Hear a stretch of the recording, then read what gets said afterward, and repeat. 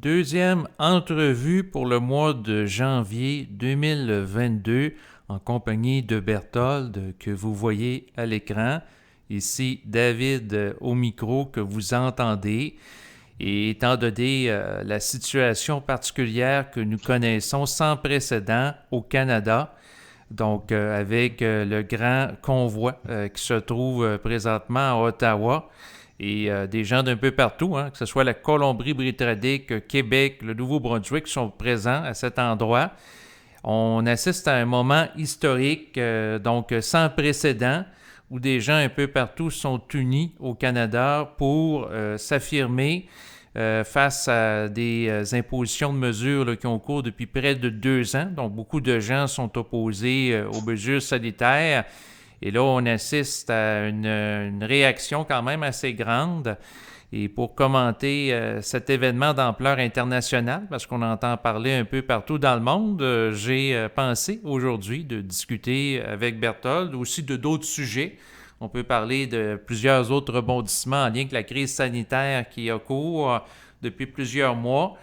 Et aussi, d'apporter des éclairages par rapport peut-être à des sujets un peu plus métaphysiques et également occultes, d'enregistrement. Et comme vous le savez, des fois quand je fais des entrevues avec Berthold, on aborde des sujets qui vont dans plusieurs directions. Mais je voulais quand même l'amener à se prononcer, entre autres, en lien avec la crise. Et avant de débuter à proprement dit, je mentionne aux gens qui ont de l'intérêt pour Berthold, que j'interviewe une fois de temps en temps, parce que vous pouvez retrouver plusieurs des enregistrements que j'ai fait avec lui sur ma chaîne de YouTube, qu'il présente également une chaîne dont vous allez avoir les coordonnées en bas de l'enregistrement. Et qu'aujourd'hui, ça fait presque 2 ans, jour pour jour, que le livre se rapportant aux entretiens que j'avais fait avec Berthold a été sorti. Donc, c'était en 2020. Et pour les nouvelles personnes qui ont découvert ma chaîne de YouTube et également les enregistrements de Berthold, ça peut être intéressant, si vous ne l'avez pas déjà fait, de prendre connaissance de cet écrit avec des transcriptions d'entrevues que j'ai faites avec lui où il était question essentiellement de conscience supramentale. Donc ça, c'était avant la crise sanitaire actuelle. Donc vous allez pouvoir retrouver le lien pour pouvoir lire ce document en PDF qui avait été produit par Isia Perrin, que je remercie encore d'avoir produit, parce que ça représente quand même plusieurs heures qu'elle a consacrées à faire les transcriptions d'entretien.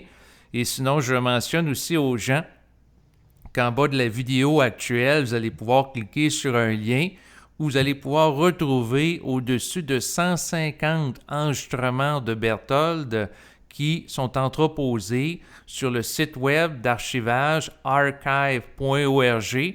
Donc, c'est des enregistrements en format MP3 que vous pouvez aller y écouter. Donc, c'est mon audiothèque de Berthold. Vous en avez aussi une sur Archive en lien avec mes enregistrements personnels où il y en a au-dessus de 500. Donc, vous en avez pour plusieurs heures. Donc, s'il y en a que ça intéresse. Sinon, c'est sûr que si vous appréciez les enregistrements que je fais au fil du temps et le temps que je consacre à ça, parce que quand même plusieurs heures, eh bien, vous êtes les bienvenus pour me faire parvenir une contribution financière via les services de paiement sécurisés que sont Interac et également PayPal. Donc, l'annonce que je voulais faire en début d'enregistrement par rapport à ces différents éléments est faite. Donc, on va pouvoir débuter à proprement dit. Donc, tout d'abord, Berthold, ça va bien? Oui. Excellent. Et avant de commencer, étant donné qu'on est dans une ère où il y a beaucoup de censure, ce que je veux mentionner aux gens, c'est qu'il est possible que la totalité de l'enregistrement d'aujourd'hui soit diffusée sur Odyssey et que sur YouTube, vous ayez seulement un segment, donc une partie de l'enregistrement, tout dépendant les propos. Étant donné qu'on est dans une ère où ce qui touche à la crise sanitaire, il y a un certain tabou qui se rapporte à ça. Donc, à une autre époque, ce qui était tabou, c'était de parler de sexualité, autant où ce que la religion était en vogue, la religion chrétienne ici au Québec. Et là, aujourd'hui, c'est tout propos qui ne va pas dans le sens du discours narratif officiel qui est véhiculé par le gouvernement et ses agents relayeurs, c'est-à-dire les journalistes dans les médias de masse. Donc, ça va être pointé du doigt, critiqué, censuré.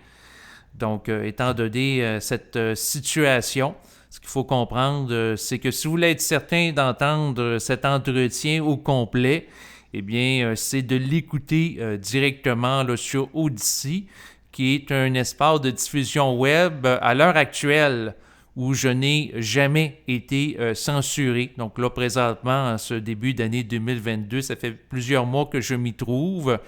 Et j'ai toujours eu la carte blanche là, en termes d'expression. Et c'est un espace de diffusion web là, qui, à mon avis, gagne à être connu. Vous allez pouvoir retrouver d'ailleurs de nombreux lanceurs d'alerte là, qui vont dénoncer des choses en lien avec la crise. Donc, ceci dit, là, c'est vrai, là, j'ai fini mes préambules puis mes annonces de début d'enregistrement. Donc, tout d'abord, je voulais t'amener à t'exprimer sur qu'est-ce qui se passe, la perception que tu en as en lien avec cet événement sans précédent là, de manifestation de camionneurs et de gens de la population à Ottawa qui sont opposés aux mesures sanitaires.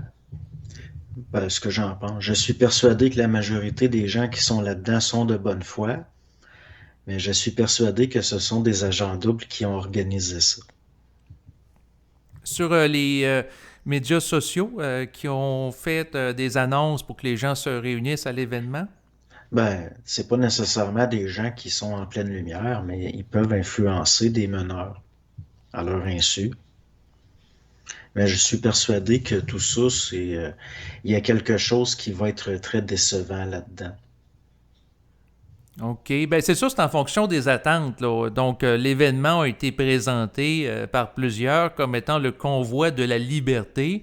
Donc, c'est sûr que si les gens s'attendent que ce convoi de gens qui se réunissent à Ottawa va permettre à tous les Canadiens de retrouver leur liberté d'avant-crise de la COVID, ben c'est sûr qu'en mettant la barre aussi haute et que toutes les mesures tombent, que ce soit le port du masque, l'obligation obligatoire de l'injection pour rentrer dans les commerces, le passeport aussi injectable, ben, si les gens ont des attentes de cette envergure, c'est sûr qu'ils s'exposent à des déceptions inversement proportionnelles.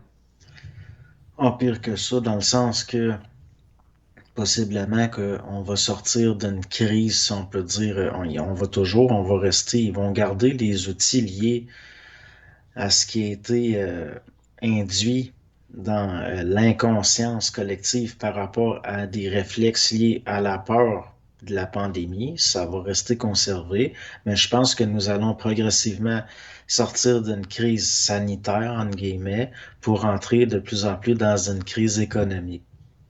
Et que justement, ça fait partie ce qu'on pourrait appeler un peu une opération écran. Une opération que certains vont appeler faux drapeau.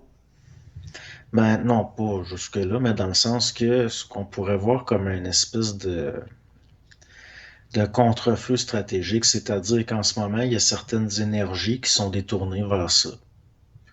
Mais il reste que, euh, étant donné qu'il y a une grande partie de ça qui vient des États-Unis, entre autres, et puis aussi le fait que même si c'est clair que ça va nuire à long terme, à mes yeux, à moi, ça va être instrumentalisé, retourné contre les gens.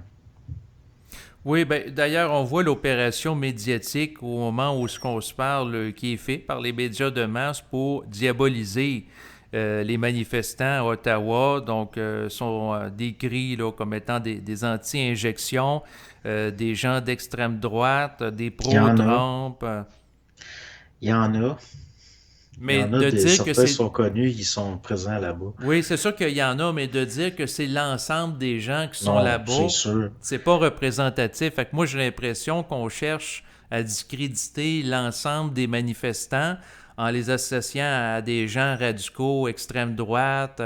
Ils Ben sont là, traités c'est aussi de parce que complotistes, si naturellement. on veut jouer ce jeu-là, des gens d'extrême droite, il y en a aussi qui vont dans le sens de ce qui est officiel. Donc, ça n'a rien à voir.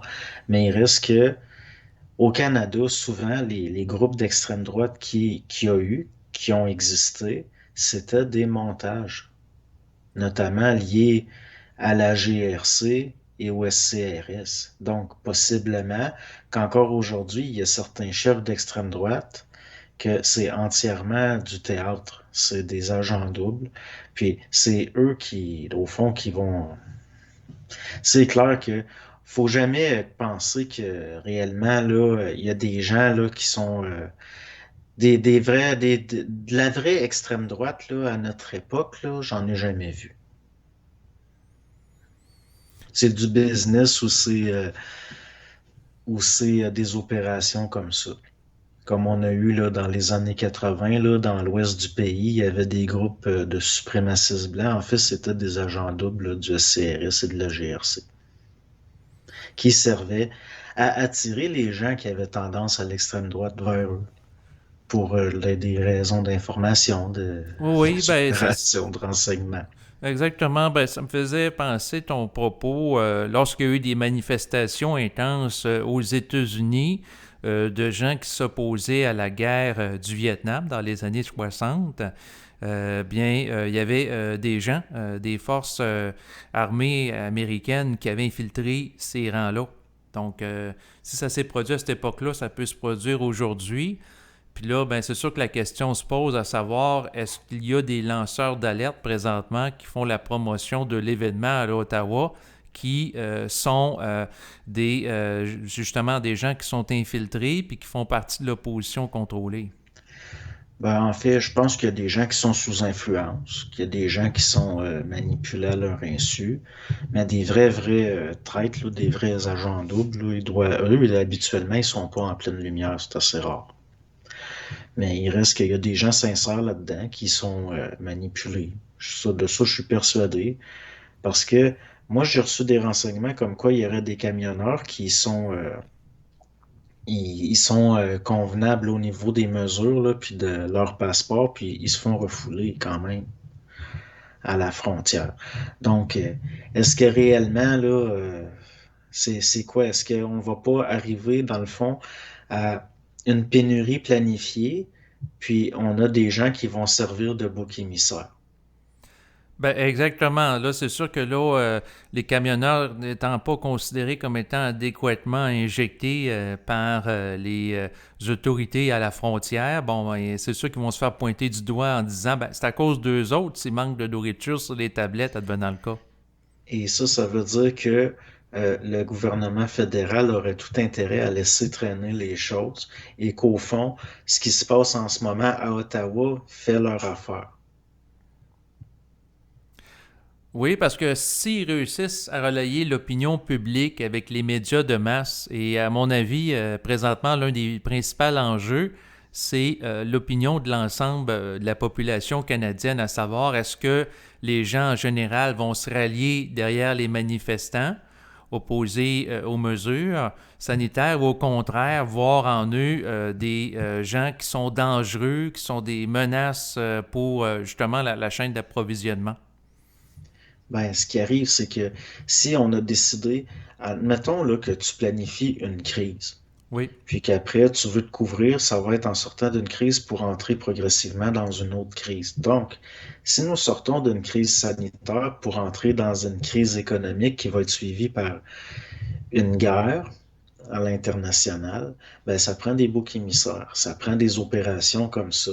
C'est pour ça, Talleyrand, Charles-Maurice Talleyrand-Périgord disait agiter le peuple avant de s'en servir. Lui, qui était un anglophile, était très au courant de ces tactiques-là. Ça n'a pas changé. C'est dans le sens, si on prend l'Empire britannique, comme dans le temps des rois Georges, c'est le même genre de tactique. Mhm. Donc, c'est exactement ça. Moi, je le vois comme ça. Puis c'est même typique, là, c'est pas surprenant de voir ça au Canada. Là, ils sont en train justement de vouloir faire des amalgames avec ce qui est arrivé au Capitole aux États-Unis. Alors que ça n'a rien à voir, là. C'est plus gros. Ce qui est en train de se passer à Ottawa, au fond. Oui, exactement, là. Donc, c'est sûr que le parallèle que certains journalistes cherchent à faire entre les événements là, au Capitole là, de janvier 2021, où on a décrit ces gens-là comme étant des pro-Trump là, qui ont envahi le Capitole, qui ont saccagé même là, certains lieux. Donc, il y a des gens qui imaginent que c'est la même chose qui va arriver à Ottawa, puis qu'il pourrait y avoir des commerces qui soient saccagés, entre autres. Là. Ben, ce serait surprenant, là. Ce serait très surprenant. Les Canadiens sont difficiles à agiter. Ils sont naïfs, on peut les diriger, dans le sens de les influencer, mais les rendre violents là, à ce point-là, c'est très difficile. C'est plus difficile. Les Canadiens ont pas le même tempérament tout à fait. C'est pour ça que quand près de la frontière, là, il y avait aux États-Unis dans le temps, là, dans les années 70, certains vols de banque. Les policiers américains demandaient aux gens qui étaient sur place, les clients qui avaient subi le hold-up, disaient, est-ce que les assaillants étaient polis? Parce que si les gens disaient oui, ils étaient polis, puis ils nous remerciaient de collaborer, là, ils savaient que c'était des Canadiens. Mais ce que tu me dis, ça me surprend pas, dans le sens que sur le plan historique, qu'est-ce qui s'est passé au cours des derniers siècles aux États-Unis? Donc, lorsque les Américains sont détachés de la monarchie en Angleterre, de la reine, et qui ont proclamé leur indépendance, eh bien, les loyalistes qu'on appelait se sont dirigés vers le nord, donc des États comme le Maine, le Canada. Et par rapport à ça, ce qui arrive, c'est que le Canada, c'est une monarchie constitutionnelle et que les gens qui avaient besoin de l'autorité, de la royauté pour savoir quoi faire, puis se référer à eux comme figure d'autorité, allaient vers là. Donc, c'était des gens qui étaient gentils, doux, dociles, qui donnaient de l'importance à une autorité extérieure à eux, tandis que les Américains ont dit tassez-vous, là, c'est fini la monarchie, puis on devient indépendant. Donc, c'est une autre approche. Bon, là, il ne faudrait pas non plus confondre la docilité avec des gens policés ou maniérés, des gens très polis ou très protocolaires, parce que euh, au fond, il y a des criminels qui sont allés au nord, tout simplement parce Aussi. qu'ils s'identifiaient à la monarchie et avaient le même genre de modus operandi dans leur façon d'agir. Donc, si tu prends au Canada, on en a là, des gens qui sont très, très posés dans ce qu'ils disent, très maniérés, très sophistiqués. Et pourtant, si on analyse leurs propos, ils sont encore plus violents, encore plus agressifs, encore plus méprisants. La politesse peut aller de pair avec un grand, grand mépris. Oui, aussi. Moi, je considère que c'est pire. J'aime autant la vulgarité de la franchise Mhm. que l'hypocrisie d'une grande, grande politesse. Oui, c'est sûr que vu comme ça, mais quand que je regarde la situation présente, l'une des particularités en lien avec ce qui se passe à Ottawa, puis je voulais t'entendre là-dessus, c'est que, à la différence de d'autres manifestations, parce que depuis 2 ans, il y a eu de nombreuses manifestations. Si je pense à l'été 2021 au Québec, il y a peut-être eu 50 000, 100 000 personnes qui se sont réunies pour marcher à Montréal. Silence radio des médias de masse. Et là, j'écoutais récemment un bulletin de nouvelles et il était question en entrée du bulletin de nouvelles comme sujet principal, prioritaire abordé, qu'est-ce qui se passe en Ottawa. Donc, les médias parlent des manifestants alors qu'autrefois, c'était silence radio. Ben oui, mais là, c'est ça, c'est différent. J'ai réellement l'impression que c'est une opération où l'énergie de la masse qui est là-bas va servir à nuire à justement ce que ces gens-là voudraient mettre de l'avant ou protéger. Comme on a beaucoup montré Justin Trudeau comme quelqu'un d'apeuré qui se cachait, Mhm. alors qu'à mes yeux, il s'est retiré dans un QG puis ils sont en train d'étudier la procédure de leur plan. Tout simplement. Il a pas peur de personne, là. C'est un effronté. Pourquoi ils restent cachés puis ils auraient peur? Au contraire, ça fait leur affaire, ça. Ils ont juste à se déplacer ailleurs. Puis non, c'est comme là, il était censé faire une sortie aujourd'hui. Il était un point de presse, possiblement qu'il va le faire quand même. Mais là, peu avant, il avait annoncé qu'il s'isolait à cause du COVID, un cas de contact. Là, aujourd'hui, il annonce qu'il a testé positif. Puis, mais, mais je suis pas mal sûr que Justin est en ce moment en train de réviser ce qu'il va faire parce qu'ils suivent un plan. Moi, à mes yeux, je suis persuadé qu'il n'y a rien qui est laissé au hasard là-dedans. C'est une opération, notamment là, de manipulation de l'opinion publique, des Mhm. médias, mais aussi les plus manipulés là-dedans, c'est ceux qui fournissent l'énergie, c'est-à-dire les gens qui sont là-bas. Puis je pense pas que ça peut retourner, qu'il va en sortir quoi que ce soit de bon pour au niveau des droits là, et des libertés. Au contraire. Puis même par rapport, si on prend, c'est un peu comme j'avais dit pour le Québec, là, il va y avoir possiblement une sortie peut-être de l'état d'urgence prochainement, mais ça tombe où certains décrets vont devenir officiellement des lois. Et ça devrait être voté, là. Donc, c'est les mêmes processus, là, que ce soit au provincial ou au fédéral.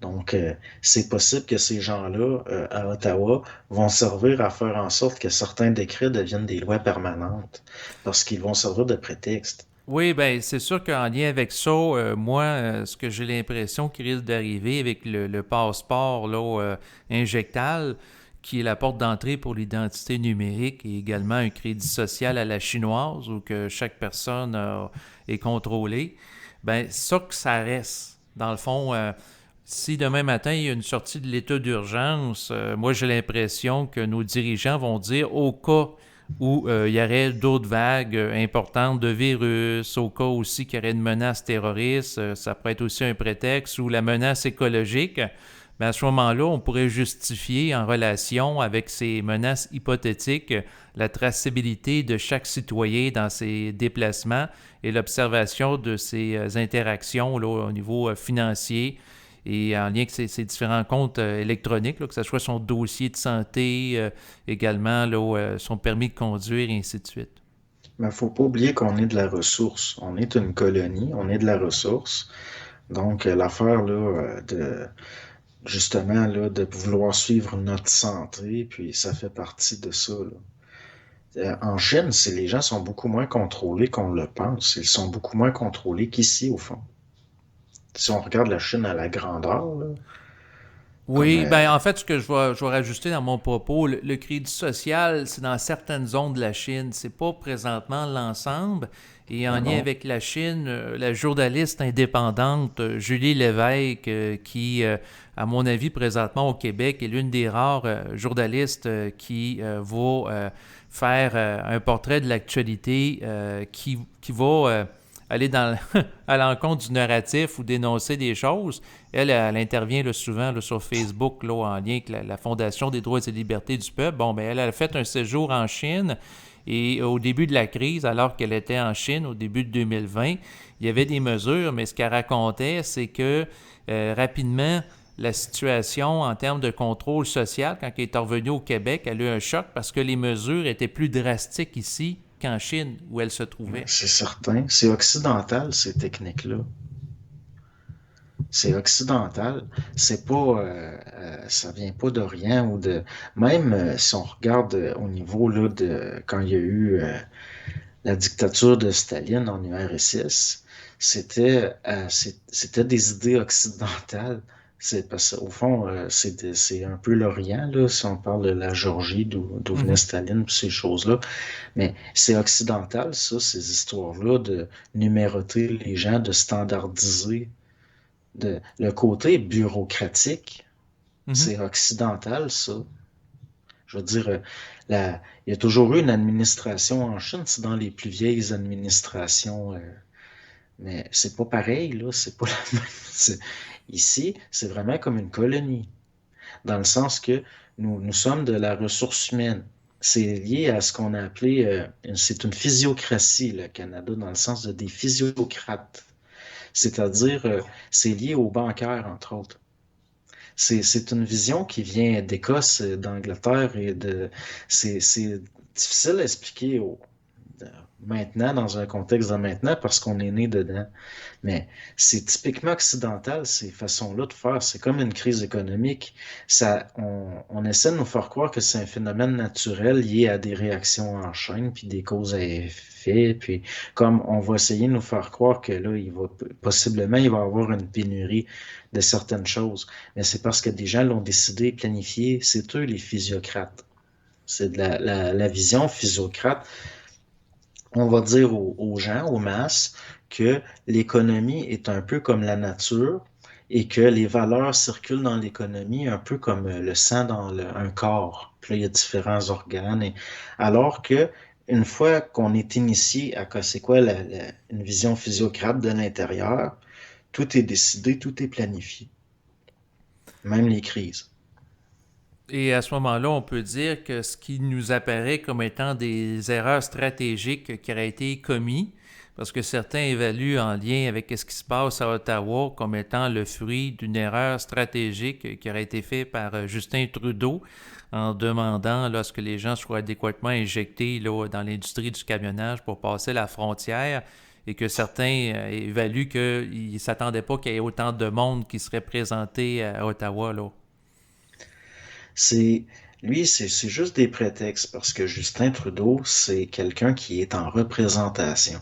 C'est pas un vrai décideur. C'est quelqu'un qui applique des décisions faites par des comités nous, on voit pas.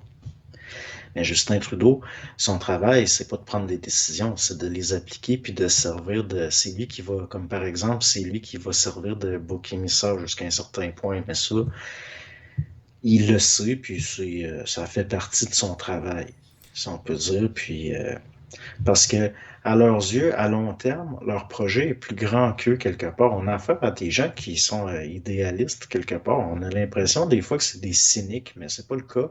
Ils croient à ce qu'ils font.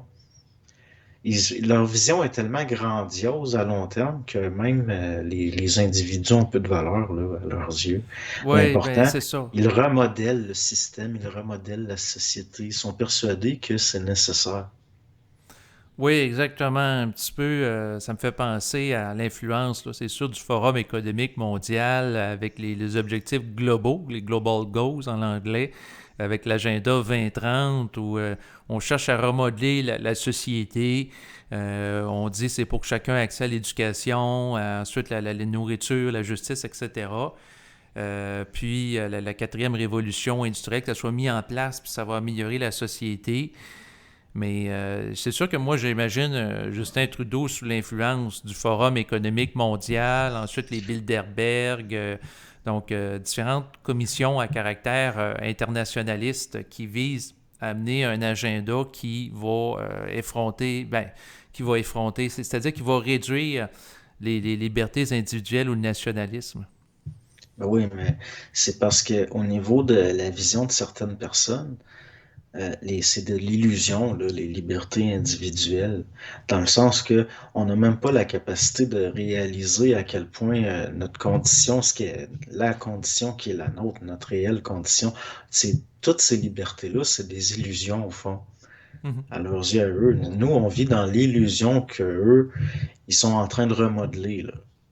Donc, ça a peu de valeur, là, pour eux. Dès là qu'il est question de liberté, d'égalité, c'est toujours des concepts abstraits qui visent à sortir les gens de la réalité. On tombe dans l'abstraction de l'idéalisme. Oui, exactement. Puis les gens sont manipulés par ces éléments en tant que croyances. Et c'est sûr que ça me fait penser, entre autres, à l'écrivain international là, qui vient d'Israël, là, Noah Harari, là, qui écrit le livre Sapiens. Puis j'ai écouté récemment le livre audio. Lui, ce qu'il disait, c'est que tout le développement de l'humanité actuelle est en relation avec des consensus, en relation avec des croyances imaginaires. Puis c'est ça qui crée Bon, des là, il faut faire solidarités. attention, là. Parce qu'un sapiens, c'est un anthropoïde sophistiqué, c'est une sorte d'homme des cavernes, un peu une sorte de singe socialisé. Puis là, faire attention là aussi à euh, de pas essayer de... Parce que là, il y a quelque chose là-dedans d'extrêmement diminutif, là. dans le sens que il n'y a pas juste des illusions dans l'idéal humain auquel un être humain peut aspirer. Il y a Non, des non, forces évolutives là-dedans. c'est sûr que C'est pour lui, ça qu'il y a il des n'y a pas fois une des vision gens là, qui sont métaphysique ou issus supramentale. de cultures liées, entre autres, à la Kabbale, parce ces choses-là, de faire très attention.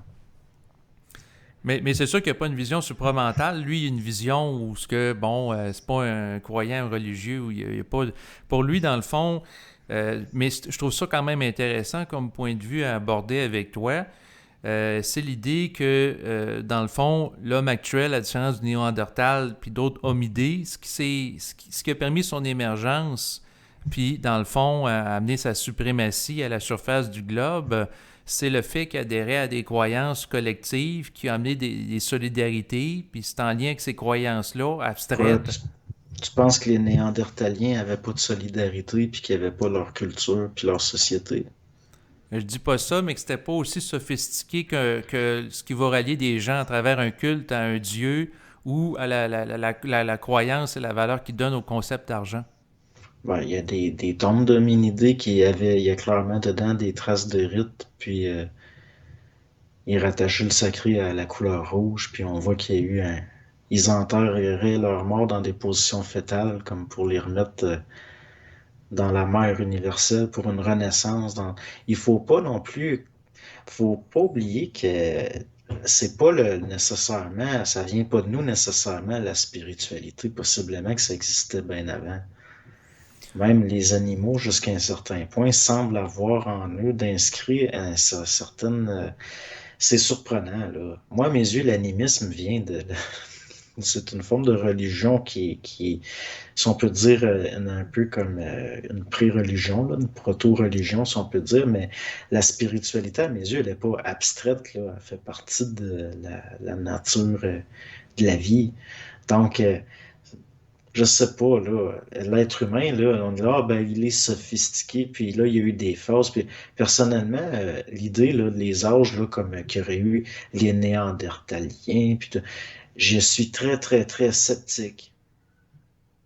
Il n'y a rien qui ne prouve pas que l'être humain actuel n'existait pas déjà à l'époque, puis que certaines civilisations génétiquement un peu différentes ne se sont pas côtoyées, puis que ça ne serait pas tout simplement nous qui aurions exterminé les autres.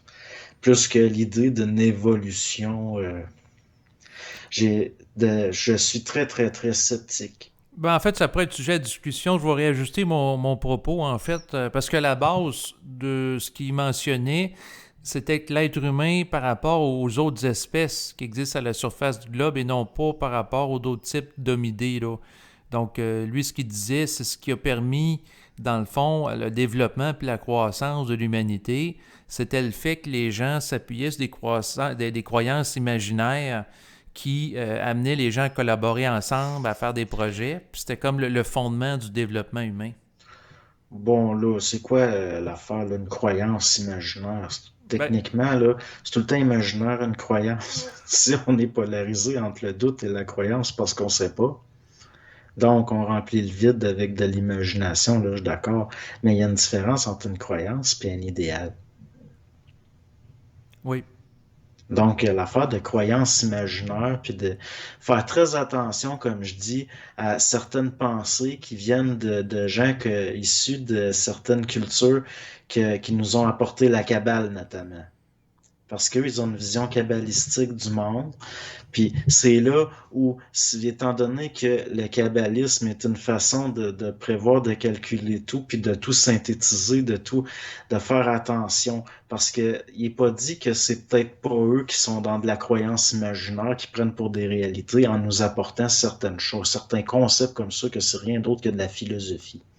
Oui, ben quoi qu'il en soit, si je ne me trompe pas par rapport à Yuval Noah Harari, parce que j'ai écouté ses livres audio, de ce que je comprenais, c'est qu'il y avait plus une perspective athée, ou ce que, dans le fond, pour lui, tout ce C'est qui est ça, je dis, c'est de la transcendant. philosophie. L'athéisme, ça vient d'où? Bonne question, je ne sais pas. Ben, c'est de la philosophie. On est dans des branches philosophiques, Mhm. c'est-à-dire, on est dans. C'est pour ça là, que moi, je décroche tout de suite. La philosophie, là, j'en ai soupé. On est plein le cul. C'est ça pour moi de l'imaginaire. Puis à mes yeux, c'est pas concret, là, cette masturbation intellectuelle-là, toutes ces affaires-là. Puis j'ai bien de la misère, entre autres, avec certains types de penseurs, entre guillemets. Puis justement, là, que c'est comme quelqu'un qui se dit athée, là, c'est parce qu'il comprend pas quelque part, là. Parce que un athée, dans le fond, là, ça, c'est un positionnement philosophique par rapport à d'autres concepts. Mhm. Donc, on sort pas du conceptuel. Derrière les formes, il y a des aspects du réel, qu'on le veuille ou pas. Ne serait-ce que de l'énergie qu'on anthropomorphise et à laquelle on donne une forme. Donc, à un moment donné, là, l'athée, là, c'est un positionnement philosophique, ça. Donc, ça reste dans l'intellect. Mais l'intellect, c'est juste une façon de conceptualiser le réel puis d'essayer de se retrouver, comme Adam, là, qui nomme les choses, qui pointe du doigt, mais dans le fond, c'est pas parce qu'on dit ça, c'est ça, c'est ça, ça, c'est ça, ça, c'est ça, que on saisit la nature profonde puis qu'on a intégré les lois qu'il y a derrière, ce qu'on pointe du doigt puis ce qu'on nomme. Pour moi, là, un athée, c'est aussi irréel que quelqu'un qui se dit, moi, je suis un croyant, puis quelqu'un qui se dit, moi, je suis un athée, pour moi, c'est aussi irréel un que l'autre. Oui, parce que dans les deux cas, c'est un positionnement philosophique. Ben oui, puis le réel, c'est pas de la philosophie. Nous, on est dans de la philosophie parce que on anthropomorphise l'énergie à travers notre intellect. Mais derrière ça, il y a ce qu'on pourrait appeler le réel, c'est-à-dire, je veux dire, c'est très limitatif, ça. Non, non, ben je comprends. C'est sûr que quelqu'un qui se positionne dans le sens d'athée qui ne croit pas en Dieu, puis l'autre il dit je crois en Dieu, il y a une bipolarité qui se crée dans leur mental en disant qu'il y en a un qui donne l'importance à une forme, l'autre non, mais c'est ça.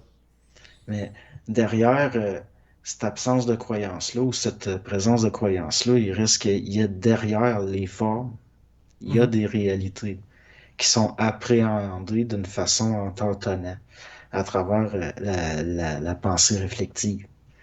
Mais il reste que on peut pas dire il y a des causes, il y a des effets sans cause, ou il y a des causes sans effet. C'est juste que là, pour l'athée puis pour le croyant, c'est les mots qui changent.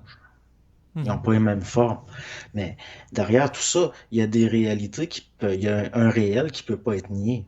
C'est-à-dire que il y a une façon intelligente dont des lois qui font que l'énergie va se coordonner de différentes façons, de façon intelligente. Il y a il y a de l'harmonie qui va se manifester, ça va suivre des lois, puis que quelqu'un de de croyant ou d'athée, ça change rien, ça. Je vois pas. Exactement. C'est pour ça que l'affaire, comme par exemple, la capacité de synthétisation peut servir.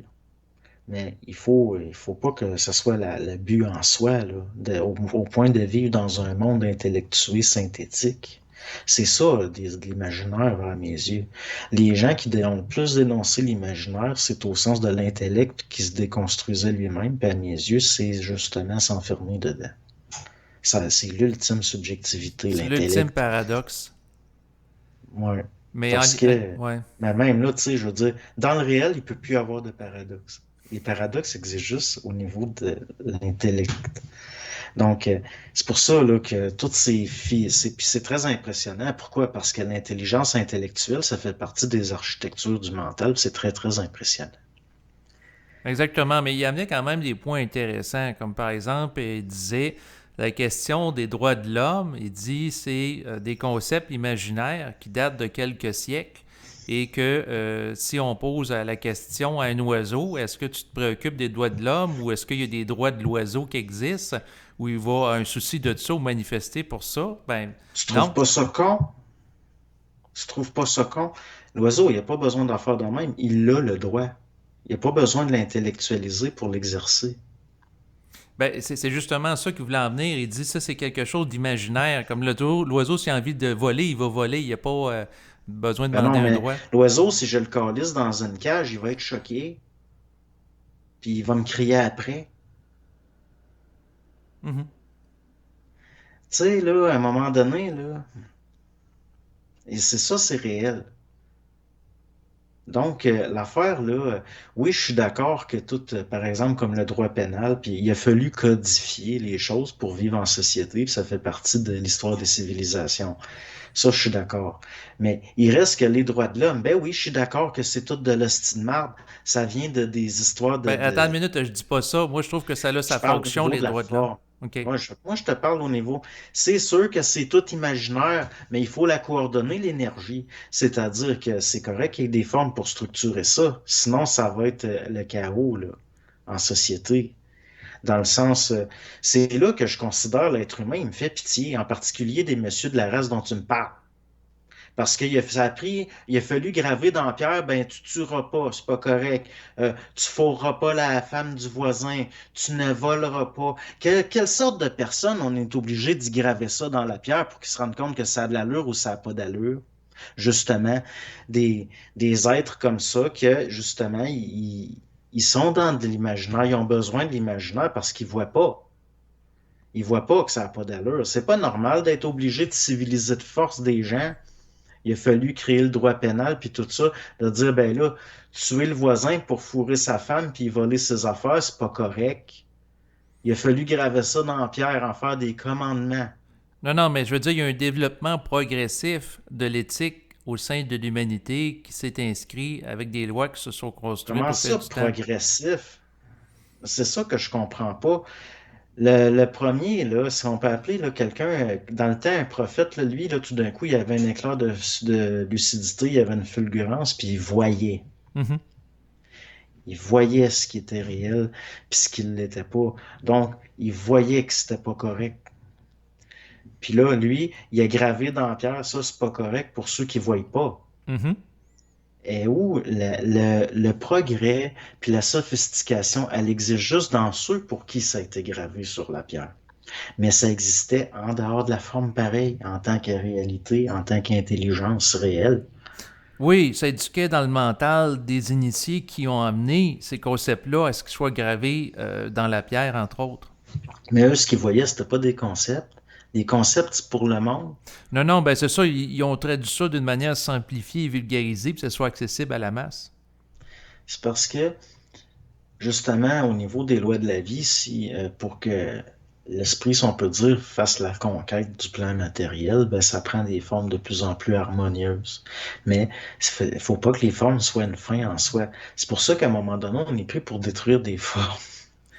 Puis là, c'est pour ça qu'il apparaît tout d'un coup un monsieur, il dit, ah, c'est de l'imaginaire. Ben oui, mais Mais non, mais dans le fond, lui, il s'inscrit dans une perspective d'un détachement par rapport à certaines formes, parce que là, ce qu'il parlait, c'est que les gens ont délaissé le concept de Dieu pour se rattacher à celui des droits de l'homme. ben oui, mais Chris, c'était ça le but, c'est ça qu'ils ont voulu. C'est qui a créé les droits de l'homme, qui a écrit les droits de l'homme? C'est les loges franc-maçonniques. C'est eux autres qui, comme Charles-Maurice Talleyrand Périgord, lui, il a fait partie de ces affaires-là. Il a même écrit des articles dans les Cossins des droits de l'homme. C'est sûr, eux autres, ils voulaient remplacer Dieu par Une vision d'autres formes. humaniste de... C'est ça, l'humanisme, dans le sens, c'est plus Dieu, là, c'est l'humain. Mhm. Ça veut pas dire que ça a plus d'allure. Ça peut pas avoir plus d'allure. C'est impossible. Ça peut juste pas avoir pas de crise d'allure. Puis là, on est rendu à un point, là, ils veulent défaire ça. Ils viennent de se rendre compte on est des pas d'allure, puis on va aller vers de quoi il y a encore plus pas d'allure tant qu'à moi. C'est ça, mais je veux quand même Mais tu apporter des sais, c'est sûr, moi, nuances. tous les droits de l'homme, je trouve que, bon, ça fait dur parce qu'on n'avait pas vraiment besoin de ça. Ben, c'est parce que ça dépend. Je t'explique, dans un contexte où plusieurs personnes sont inconscientes, ça prend comme un encadrement Pourquoi minimal. sont inconscients, donc? Il y a plusieurs variables, c'est-à-dire que Gars, là, Denise Bombardier a encore écrit une chronique aujourd'hui. On voit ce que ça a donné de mettre plusieurs milliards de dollars à rendre public l'enseignement. On voit que ça améliore pas. Ben oui, mais Chris, comment ça se fait que le monde est inconscient? Parce que c'est voulu. Parce qu'il y a du monde qui se sont arrangés pour que la masse soit inconsciente puis qu'elle le reste.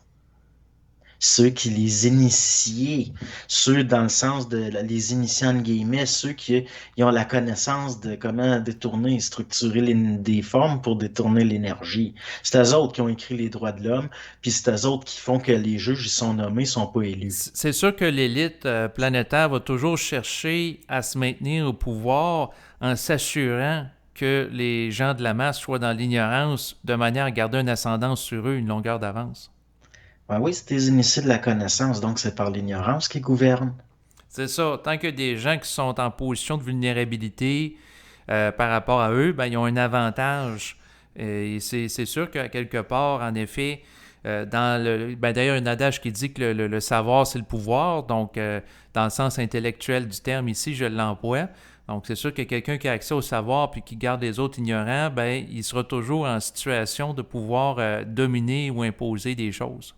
Parce que là, on dit, ben là, on n'a pas le choix d'avoir créé ce système parce que la masse est ignorante, puis en même temps, on fait exprès pour la garder dans l'inconscience. Fait que, drette là, il y a de la malhonnêteté là-dedans. Puis c'est malhonnête du début jusqu'à la fin. C'est ça, mais je veux C'est quand tout même mettre en malhonnête, ça, là. considération d'autres variables dans le sens que c'est pas tous des gens qui ont des hauts quotients intellectuels puis ont une capacité d'absorption. En... Ça n'a pas rapport. Ben, La conscience, t'as pas besoin d'être intellectuellement un génie. C'est ça la différence entre la conscience puis je veux dire, pour savoir que c'est pas correct. Là, c'est l'affaire qu'il faut pas voler le voisin puis il faut pas le battre pour rien. C'est pas besoin d'être intellectuellement un génie. Non. Par contre, c'est sûr que si la personne est faiblement dotée sur le plan intellectuel ou c'est sur le bord de la déficience intellectuelle, la qualité de son raisonnement éthique peut être limitée à Je suis pas comparer d'une autre d'accord. personne. Je suis pas d'accord. Les gens les plus malhonnêtes, les plus dangereux que j'ai connus, c'était des gens extrêmement intelligents intellectuellement. Puis les gens les plus innocents puis les plus gentils que j'ai connus, c'était des gens qui étaient dépourvus au niveau intellectuel souvent. Donc ça marche pas, là. Ben, je comprends ce que tu veux dire. C'est-à-dire qu'il peut y avoir des gens qui sont dépourvus sur le plan intellectuel, mais qui n'auront pas, dans le fond, la malhonnêteté ou un côté malicieux. Ils vont être tout simplement naïfs. Quelqu'un qui est dépourvu au niveau intellectuel pour qu'il soit mauvais, c'est parce qu'il faut qu'il soit corrompu quelque part, au niveau environnemental. Mhm. C'est ça qui a été dit dans le passé, que l'être humain, dans le fond, il est bon à la base, mais il va avoir, même des fois, il peut y avoir des gens qui sont mauvais en venant au monde, mais même là, il va y avoir une corruption au niveau génétique. Et il va y avoir quelque chose au niveau génétique qu'on pourrait rapprocher d'une corruption. Mais Ben, c'est sûr que certains vont parler de certains gènes, entre autres liés à l'agressivité. Il peut y avoir des déterminismes aussi comportementaux comme l'éducation, le milieu de vie, l'environnement. ça vient tout le temps de l'extérieur, la plupart du temps, même parce que même au niveau génétique, ça va être lié à ça va être en dehors, comment je pourrais dire ça, chaque personne a un moi réel, mais Mhm. il y a certains éléments qu'on va appeler, si tu veux, le mal. Le mal, ça vient tout le temps de l'extérieur. C'est un élément actif, dans le sens que c'est difficile à expliquer, mais le mal existe, mais en tant que principe, si on peut dire là, universel, il va tout le temps être actif puis externe. Lui, il vient de l'extérieur au niveau de structure. Puis c'est là, il va y avoir une corruption, ce qu'on pourrait dire un esprit de corruption, mais il y a un principe de corruption aussi. L'être humain, quelque part, il est pris avec certains principes de corruption, mais ça n'a pas rapport avec l'intelligence, dans le sens que c'est pas parce que quelqu'un est extrêmement intelligent qu'il va être moins corrompu que Non, quelqu'un qui non, l'est c'est pas. C'est sûr. complètement en dehors de... C'est sûr Ça n'a que rien à voir. moi, je comprends ce que tu veux dire, mais ça prend quand même des capacités au niveau intellectuel minimal pour être capable de procéder à des raisonnements, entre autres en matière éthique. Ben oui, mais Chris, pourquoi qu'on a besoin de l'éthique? Admettons là, que moi, là, je décide, je fais un village, là, puis je le remplis de trisomiques qui ont eu des environnements aimants et tu sais, là, corrects là, sous tout point de vue, puis tout, tu n'auras pas besoin d'éthique. Il va y avoir une autorégulation, puis il va y avoir, ils n'auront pas besoin de, tu Ça dépend, là, même là, tu sais, je fais un exemple un peu grossier, mais Mhm. l'éthique est là. Pourquoi? Parce qu'il y a ce qu'on pourrait appeler des gens qui se servent de leur intelligence d'une façon non éthique. Donc, ça vient pas de je vois ça autrement, là. Autrement Si on dit, est pris ouais. avec l'éthique, c'est justement parce que on est intelligent. Donc, le mal et la corruption aussi. Qu'est-ce qu'il dit du serpent? Il dit, sa première qualité, il était intelligent Ouais, dans le sens manipulateur, là, dans le sens fourbe du dans terme. tous les sens. C'est ça, mais autrement dit, l'éthique serait une forme de compensation pour le manque C'est ça. d'éthique qui Et existe. voilà. Mais Puis c'est pas sinon, lié ouais. nécessairement, pas besoin d'un intellect extraordinaire, là. C'est plus, justement, dans une société, plus qu'elle est sophistiquée, plus que la corruption, le mal, puis les criminels vont l'être aussi. Oui, ben tout se raffine, tout devient plus C'est ça. subtil.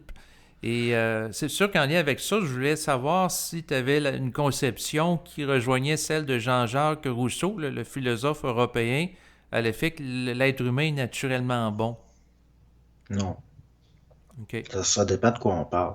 L'être humain, il est corrompu à la base, dans le sens au niveau de sa génétique, puis ça fait longtemps, là. C'est sûr. À cause, c'est pour toutes sortes de raisons qui sont environnementales. Mais l'être humain, là, son sauvage, là, Oui, le bon sauvage, là, que oh, s'il ne je serait ne pas non, dans ça, je une serais pas à ça. société européenne qui vivrait en reclusion, Ben non, à c'est ce moment-là, il n'importe serait quoi, bon. ça. C'est n'importe quoi, c'est de la naïveté.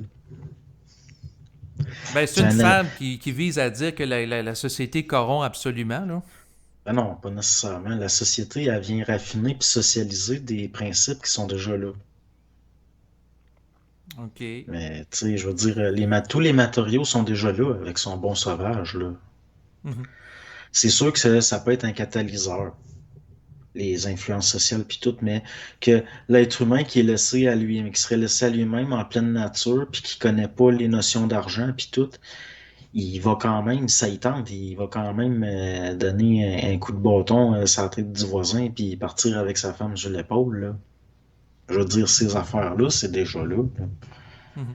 C'est là que la société est pas juste corruptrice, elle est aussi coordonnatrice dans le sens qu'elle vient ajouter, elle va donner, bon, en tout cas, mais non, là, je crois, son histoire là, de bon sauvage, là, je trouve ça profondément niaiseux, même, C'est ça. dans Puis le la, sens de naïf. ouais, c'est ça. Puis la polarité inverse, c'était avec Sigmund Freud, qui est le père de la psychanalyse, qui avait comme conception de l'être humain comme étant quelqu'un qui était sous l'emprise de pulsions, qui l'échappait, qui pouvait être agressif, donc que le mal était en guillemets en lui, là.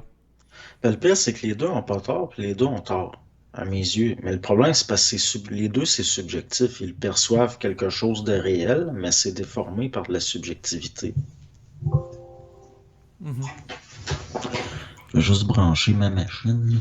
Non, non, ben c'est bien correct, mais Bon, ça te fait voir les polarités au niveau de la pensée philosophique par rapport à la notion de l'être humain. Puis c'est sûr qu'il y a eu des débats historiques à savoir à quel point l'être humain est bon ou mauvais à la base, là, tu sais.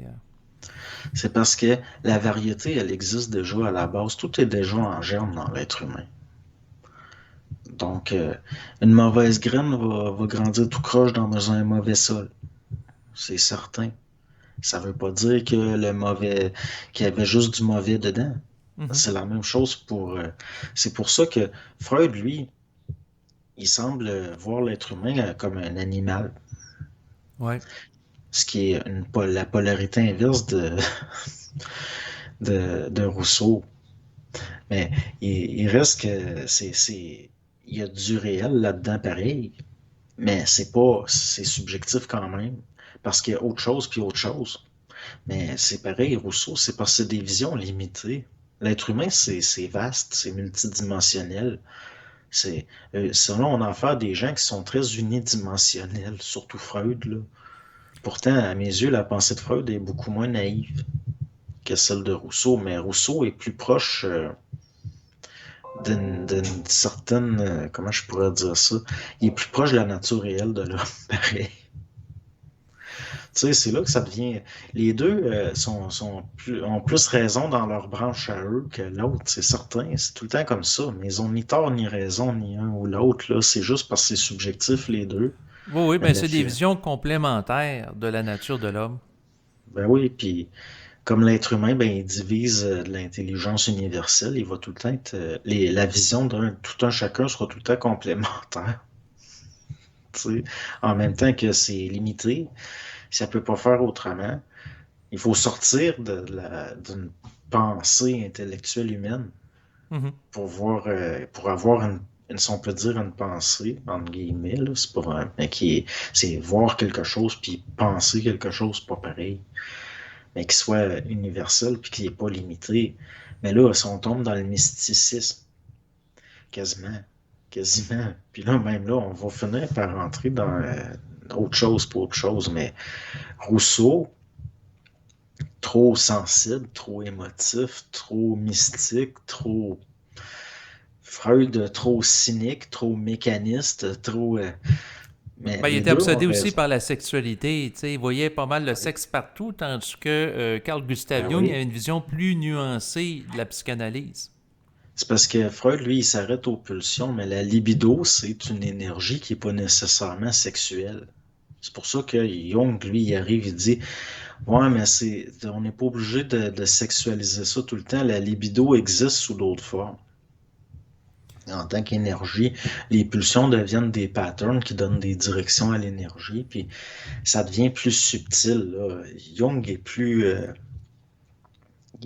comment je pourrais, il est plus nuancé, comme tu dis. Oui, ben c'est ça qui est venu après Freud. Donc, il y a eu le temps à ce moment-là de peaufiner certaines théories là, qui avaient été développées par Freud, qui provient d'un contexte social, d'une société victorienne où la sexualité était réprimée, était mal vue, puis bon, il y avait l'influence du Ben, clergé qui... Ouais. c'est pas juste ça, là. C'est surtout que Freud, il a fait ses études, ses études cliniques, surtout en France. Puis en France, à l'époque, il y avait Pierre Janet, puis il y avait l'autre, là, celui qui a techniquement découvert l'hypnotisme clinique, là, comment il s'appelle, donc. En tout cas, eux autres étudiaient surtout les hystériques. Puis la plupart des Mhm. hystériques, c'est du monde qui avait des problèmes mentaux, entre autres à cause de blocages, des fois conscients, des fois inconscients, des complexes qui bloquaient leur libido. Donc, c'est sûr qu'il y avait, Freud il a développé une image un peu comme ça, entre autres là, des névroses, puis ce qui engendre les névroses, c'est pas tout à fait tort, mais Jung, lui, ayant eu des gens qui avaient côtoyé le paranormal puis des médiums, notamment là, une de ses cousines qui était médium, il savait que l'énergie était pas juste, qui était refoulée, n'était pas juste sexuelle. Mhm. Parce que les hystériques, il y avait souvent des phénomènes paranormaux aussi. Lui, il essaie de comprendre ça, comme avec une de ses cousines à un moment donné, il y a un couteau qui a éclaté dans le tiroir d'un buffet de la salle à dîner. C'est allé, les morceaux du couteau s'étaient fichés dans les côtés du tiroir à l'intérieur, tellement ça avait été fort, ce qui avait fait éclater le couteau. Mais c'était lié à des talents de sa cousine. Mhm. Donc, Freud n'a pas eu accès à ça parce que c'était pas dans sa programmation. Jung, oui. Il a côtoyé des phénomènes comme ça. Tandis que Freud était programmé pour pas les voir. Jamais. C'est sûr, mais il faut comprendre aussi que Freud, il vient d'une famille qui avait des gros problèmes. Puis c'est certain que leur vécu a influencé leur vue. Mhm. Tandis que Jung, il vient d'une famille de bourgeois quand même assez équilibrée. Tandis que Freud, son père était tordu, puis sa mère était folle un peu. C'était un peu une fatigante qui l'avait surprotégé, là, une grosse madame. En tout cas, de toute façon, juste à regarder la photo des parents de Freud, on sent. En tout cas, quelqu'un Mhm. qui est sensible, on sent l'énergie un peu. Ça a l'air d'une madame étouffante, là, la mère de Freud, puis son père a l'air d'un tordu. Là. Fait que de là, ça part mal, tandis que Jung, on sent un milieu beaucoup plus confortable à tous les niveaux. Mhm. Même ce qui a dû jouer la relation entre les deux, le fait que Freud venait d'une famille d'un père représentant de commerce un peu plus précaire, puis Jung d'une famille peut-être un peu plus bourgeoise qui était médecin sur des générations, puis le Non, non, grand-père c'est sûr que de leur antécédent familial a sans doute un impact en relation avec les théories qu'ils ont développées dans leur carrière. ben, j'ai tout le temps pensé que Freud avait été jaloux de Jung, puis qu'il avait peur de se faire enterrer par lui. Ben, c'est possible, parce que dans le Ben fond, là, ouais. même je trouve que c'est évident, là, parce que à un moment donné, dès que Jung, en présence de Freud, exprimait une opinion qui lui était propre, puis qui n'était pas la répétition de celle du maître Freud, ben Freud, il se mettait à capoter, comme s'il voyait un fils qui allait le tuer. Puis ça rejoint ses propres théories. Mhm. À un moment donné, il est tombé en syncope, là. Il était porté à faire des syncopes, là, Freud, à faire des crises d'apoplexie. C'est quelqu'un qui avait des problèmes. Tandis que Jung est beaucoup plus équilibré, beaucoup plus. Il y a beaucoup de choses, je pense, que Freud a vues parce qu'il les vivait. Tandis Ben que, oui.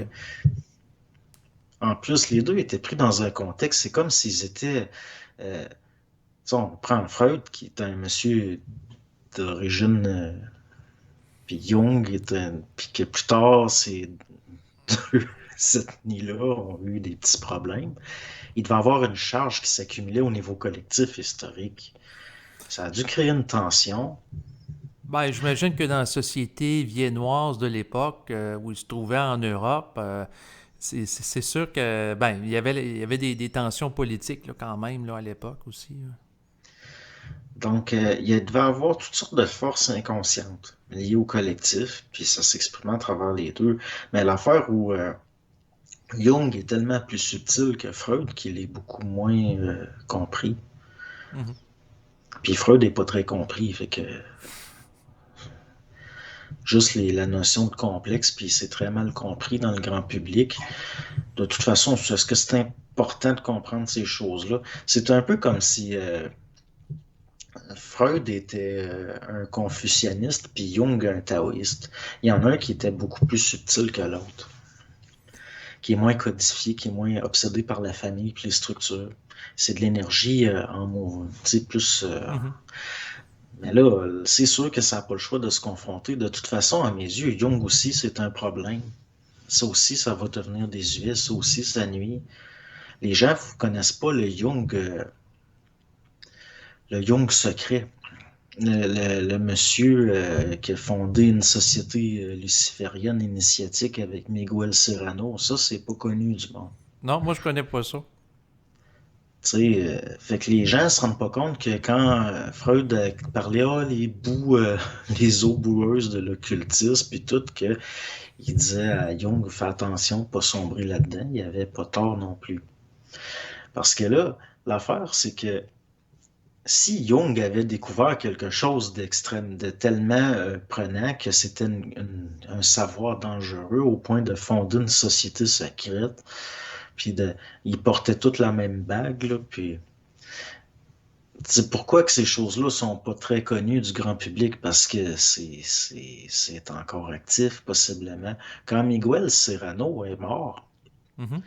ils l'ont enterré je me souviens, là, le bonhomme qui a fait l'éloge funèbre, là, il faisait des déclamations là, à Lucifer, puis c'est pas mieux, là, Jung, dans le fond, mais là, c'était une coche au-dessus Ben pareil, moi, mais par je veux rapport dire, aux deux, je suis détaché. Là. Je suis pas un disciple de Freud ni de Jung, puis j'ai pas de préféré, parce qu'il y en a qui vont non plus plus. aimer l'un des deux, comme dans les Beatles. Il y en a qui aiment mieux John Lennon, d'autres Paul McCartney, mais moi, Oh, je suis eux distant. autres, Je suis distant par rapport à ces deux individus, tu sais, au niveau de leur grille interprétative de la mais réalité. l'affaire que je veux Oui. dire, c'est que les deux sont dans la subjectivité de l'intellect. Les deux ont été jusqu'à un certain point influencés par leur vécu, donc il y a de la subjectivité.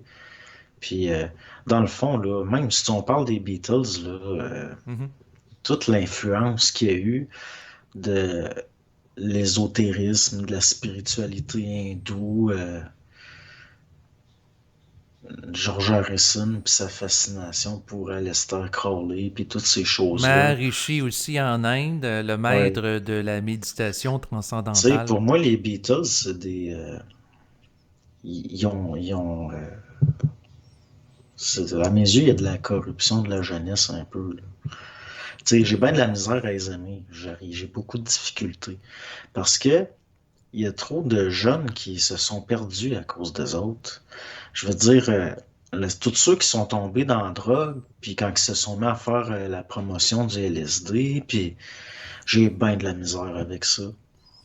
Pour moi, c'est des forces astrales super puissantes, là, les Beatles, dans le sens que ça a apporté beaucoup la contre-culture, puis je me demande jusqu'où il n'y avait pas du planifié là-dedans, puis jusqu'où on ne s'est pas servi d'eux.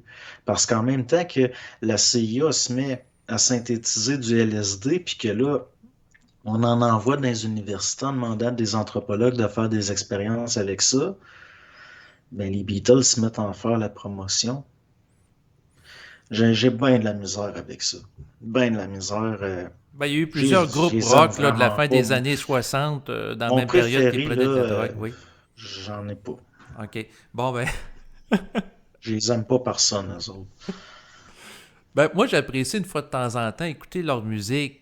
Par contre, je leur voue pas un culte en tant que personne. Là. Je les vois pas comme des initiés ou des gens conscients. Là. C'est au niveau de la vibration et de l'inconscient que ça agit, ces affaires-là.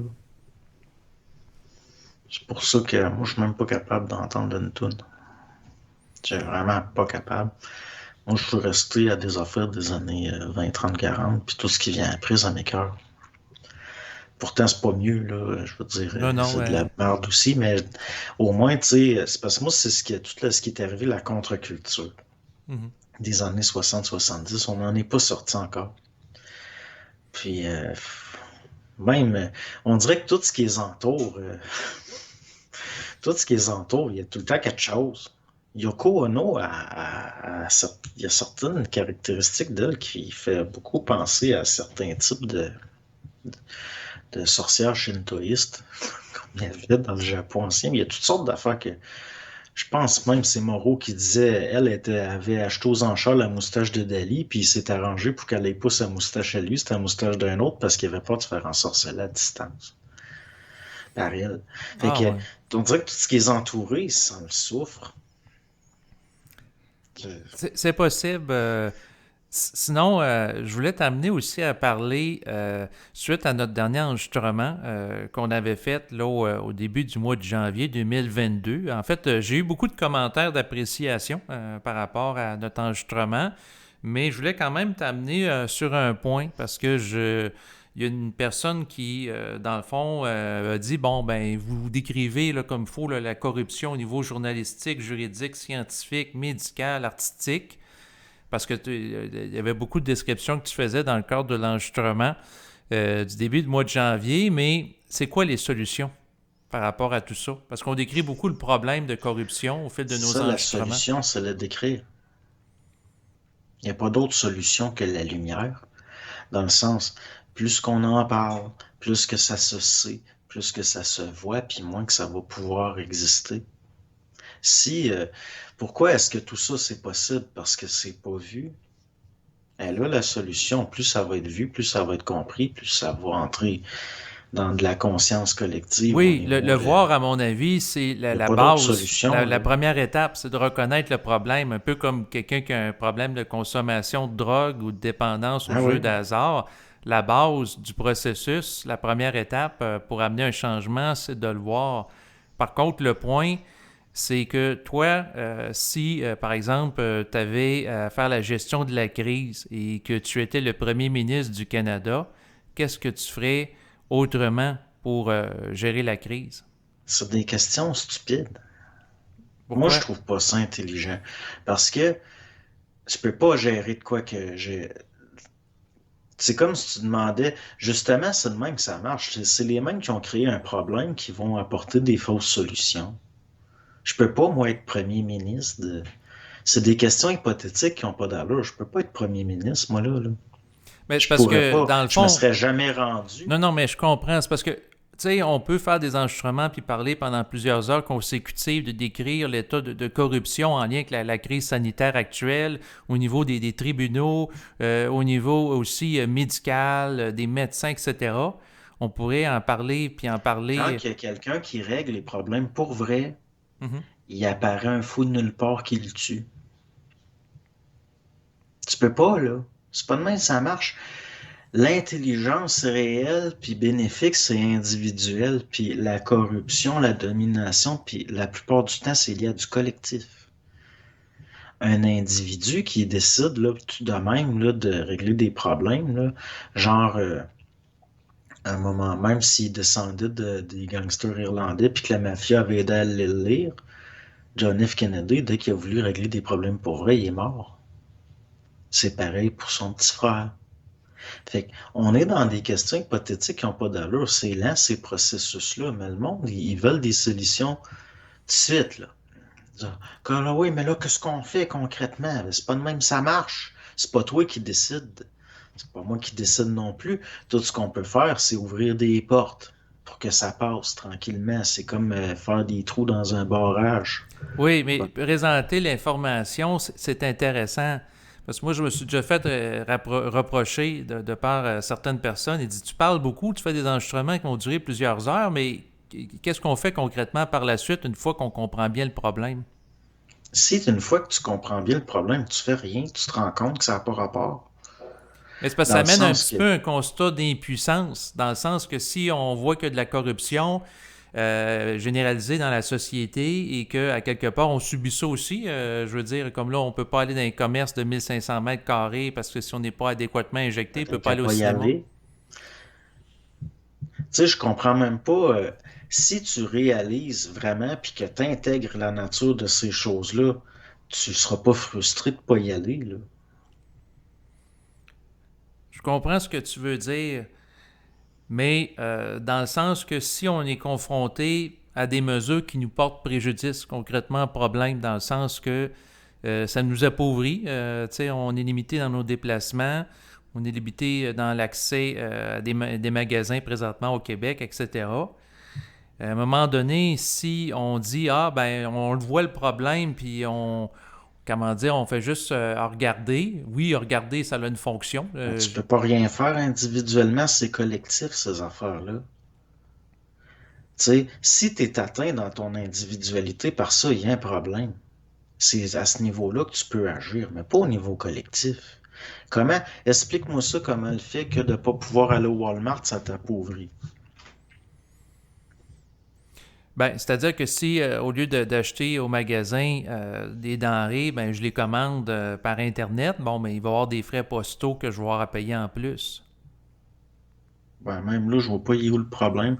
Admettons que je décidais d'aller au Walmart plutôt qu'où je me fournis, ça va me coûter plus cher. Dans le sens que, pour moi, dans mon cas, je vois pas, là, même là, ce que tu peux acheter au Walmart, tu peux l'acheter ailleurs. Mais même là, ça va être plus cher un peu, peut-être. Mhm. Mais c'est relatif, ça. C'est comme là, la taxe santé, moi, je pensais que ça serait entre 5 et 8 000 piastres. Mhm. Fait que j'ai mis de côté ça. Là, on apprend, ça va être entre 100 et 800 piastres. Pourtant, je suis pas quelqu'un de riche, puis je suis venu à bout de mettre ça de côté. C'est rien qu'un rapport à l'énergie, dans le fond. C'est d'être créatif.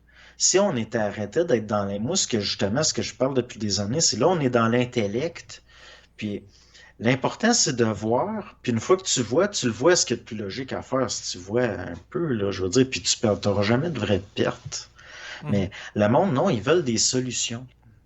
Ils veulent des solutions, puis ils souffrent justement de choses que quelque part, c'est psychologiquement qu'ils souffrent beaucoup plus que concrètement.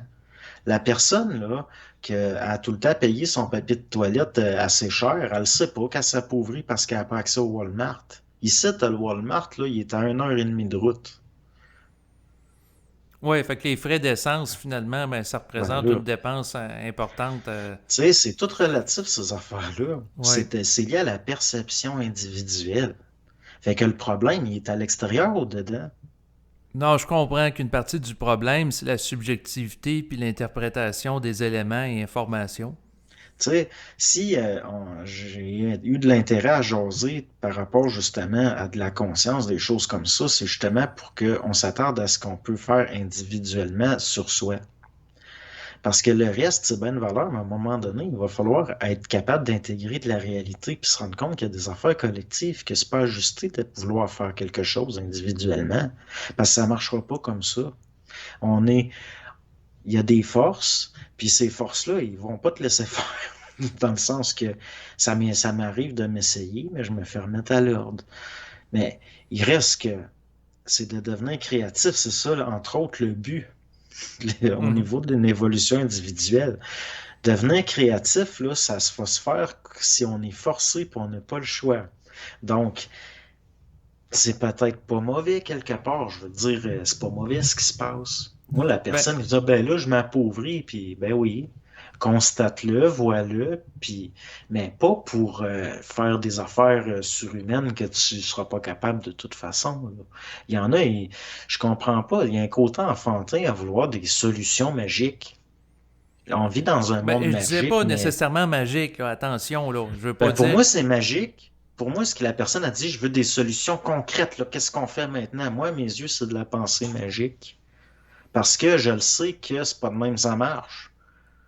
C'est comme, C'est parce que toi, si tu étais premier oui. ministre, qu'est-ce que tu ferais? Ben, je peux pas être premier ministre. J'ai pas la programmation. Tu sais, premièrement, je participerai pas, moi, à un système de parlementarisme britannique, là. Demande-moi pas hypothétiquement qu'est-ce que je ferais. Je peux pas être dans un contexte comme ça. Non, non, je comprends que tu peux pas faire abstraction de ton contexte puis que tu n'as pas la programmation pour, mais le point, c'est que quand on critique, souvent les gens veulent avoir une alternative, des solutions de Oui, rechange. parce qu'ils sont intellectuels puis ils réfléchissent. Si je parle de commencer, c'est pour qu'on voit, puis juste, c'est là le changement. Moi, c'est la vue, changer la vue, voir plus clair, plus pointu. C'est là que ça commence. Pas rester dans l'intellect réflectif, de dire, de justement dans lequel on est enfermé, puis par lequel on est gouverné, c'est-à-dire action-réaction, là, problème-solution, puis tu sais, c'est polarisé, c'est ça. Oui, peux-tu te C'est pas reculer juste un créatif. petit peu parce que je perds le haut de ta tête là, de Oh. l'écran. Mais en lien avec ce que tu dis, c'est sûr que si on pense à la tactique de problème, réaction, solution qui a été amplement décrit dans les livres de David Icke, lui ce qu'il disait, ben, c'est que l'élite crée un problème comme une crise, puis ensuite il va mettre en place ses propres solutions à la base qu'il Ben, avait c'est pensé. l'affaire, c'est le vieux conte du Maharaja qui relâche un tigre. Il rattrape son tigre, puis tout le monde le remercie, puis il l'aime, puis il y a de l'autorité. Mais c'est lui qui l'a relâché. Mhm. Ça, personne ne le sait. Personne n'est au courant que c'est son tigre. Tout ce qu'ils savent, c'est que quand il y a un tigre qui mange du monde, lui, il réussit à le faire chasser et à arrêter ça un bout de temps. Mais l'affaire, c'est pas besoin de... Ben, justement, par rapport à l'analogie du tigre, par rapport à la situation présente, l'émission de vulgarisation scientifique ici au Québec, Découverte, a déclaré il y a quelques semaines que le virus serait lié à une fuite de laboratoire, alors que cette hypothèse-là était niée pendant plusieurs mois et décrite comme étant des propos complotistes. Ben oui, mais de toute façon, là, les masses sont entretenues dans une façon incohérente de voir. Donc, le fait qu'ils se contredisent tout le temps, ça fait partie de la façon de gouverner. L'important, là, c'est que c'est du renforcement positif-négatif, puis que c'est du comportementalisme. C'est du behaviorisme appliqué. Mhm. Donc, ça n'a aucune importance qu'ils se contredisent. Les gens vont pas allumer plus. L'important, c'est ce qui est dit au moment où c'est dit. C'est ça que les gens vont retenir parce qu'ils n'ont pas de mémoire. Parce qu'ils sont, c'est pour ça que dans une dictature genre stalinienne, tu vas donner justement des versions de la réalité qui changent tout le temps. Puis tu vas donner aux gens des directives contradictoires qui changent tout le temps. Ben oui, ben ça crée une C'est, confusion sociale pour les déstabiliser. oui, puis c'est le même que tu gouvernes. C'est ça, Ordo ab Chaos, entre Ben, autres. présentement, au Québec, en lien avec la gestion de crise, puis François Legault qui change souvent les mesures, les règles depuis plusieurs mois dans des intervalles très rapides. Là, on parle entre le mois de décembre, les gens pouvaient se réunir à 20 personnes, puis rendu au moment du jour de l'an, tout rassemblement est interdit. ben ça crée les gens sont déstabilisés par ça, ils ont de la difficulté à encaisser les chocs. Ben, puis justement, c'est qui reçoit des chocs? C'est ceux qui y ont cru. Mhm. Moi, j'ai reçu, je veux dire, je me fais, c'est pour ça, comme là, dernièrement, bon, j'ai essayé de faire des affaires plus légères, plus comiques, puis parce que je remarque que les gens sont déprimés, sont malades, au sens psychique du terme. Moi, j'ai jamais cru à leurs affaires dans le sens que j'ai jamais cru que ça irait mieux. Fait que je peux pas filer mal, ça peux pas me faire de choc. L'affaire, ça va bien aller. Dès le début, je le sais que c'est pas vrai. Fait que je peux pas avoir de choc. Même si ça Exactement. serait même pendant 15 ans, je peux pas avoir de choc. Moi, ma solution est là, dans le sens que moi, plus les gens vont comprendre la mécanique, dans le sens que c'est des programmations, c'est-à-dire que comme le gouvernement, lui, sort de des programmations parce que lui, il gère l'énergie. Mhm. Plus que les gens vont intégrer ces lois-là, les lois du psychologique pour aboutir, si on peut dire, à une métaconscience, quand tu vois le psychologique, tu es au-dessus un peu, ben, ils pourront pas être gouvernés de cette façon-là, puis ils vont conserver leur énergie bien plus. Mais c'est là, moi, c'est ça pour moi la solution. Les problèmes collectifs, là, ça prendrait des solutions collectives, mais tu peux pas en avoir parce que ça sera jamais collectivement qu'on va être conscient. Donc, Oui, il y a parce que quelque c'est chose, individuel, ouais. ben, la personne qui veut des solutions est en danger parce qu'elle va se faire pogner par des sauveurs puis des meneurs qui amènent des solutions. Elle va se faire avoir. Le temps qu'elle se rende compte qu'elle s'est fait avoir, elle va avoir des nouveaux problèmes.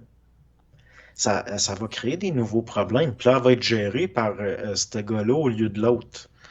Puis, dans le fond, la personne, elle ne sera jamais elle-même, elle sera jamais. C'est là que. C'est pour ça l'individuation, Oui, ces ben je affaires-là. comprends. Moi, La elle est là ma personne, solution. oui, c'est ça. Parce que sans ça, la Si- personne est tout le temps sur tutelle psychique, dans le sens que la personne qui, par exemple, va délaisser les médias de masse parce qu'elle est plus satisfaite du discours narratif puis de la désinformation qui peut être fait par eux, elle va devenir disciple d'un lanceur d'alerte.